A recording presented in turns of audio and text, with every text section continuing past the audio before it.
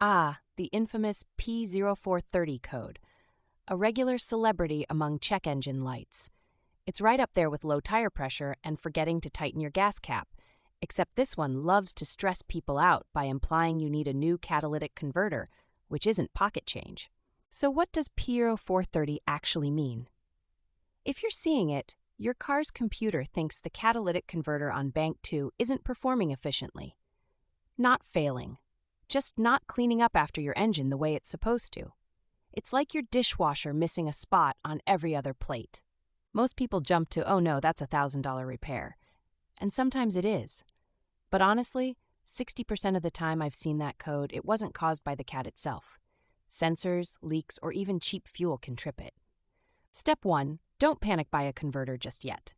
I always tell people, start with the basics. Use an OBD2 scanner to double-check the code. If you don't own one, auto parts stores will usually loan them out for free, so don't shell out for a fancy gadget right away.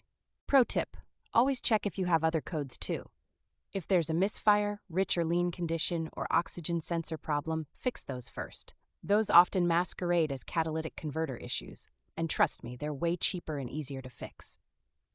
Look under your car for any signs of an exhaust leak before the catalytic converter. Even a smidge of a leak can mess with sensor readings and trigger P0430. It's almost comical how a $15 exhaust clamp sometimes fixes a 4-figure code. Next up, oxygen sensors. These are the guys who tattle on your converter. Bank 2 post-cat oxygen sensor, usually the one behind the converter, does a lot of the talking. If it's old or slow, it can cause a false alarm and light up your dashboard. Diagnosing an O2 sensor is pretty straightforward. Watch live data with your OBD2 scanner.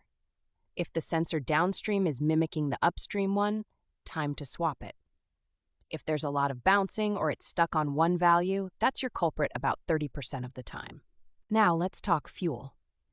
Using bargain gas or running a too rich mixture will cake carbon into your exhaust and poison the cat. Switching to top-tier fuel for a tank or two, maybe even running a catalytic converter cleaner product, sometimes cleans things up enough to clear the code. But say you've done all that and the code sticks around. That's when you start thinking about the converter itself. Bank 2 for most vehicles is the side with cylinder 2. The trick is, if only one side's bad and you've got more than 120,000 miles, it's sometimes just age. A new catalytic converter isn't cheap. Think $800 to $2,500 in many cases, more for newer cars with dual cats. I get it, but labor is not that bad if you can climb under the car, and aftermarket options save bundles over OEM. After replacement, it's reset the code and drive time. The computer needs a few drive cycles to run its self-check, so you have to cruise a bit.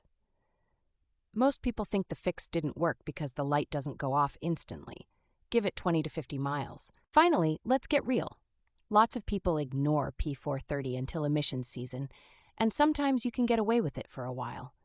But if your car starts running rough, fuel economy drops, or you smell rotten eggs, it's time to act. Better safe than stranded.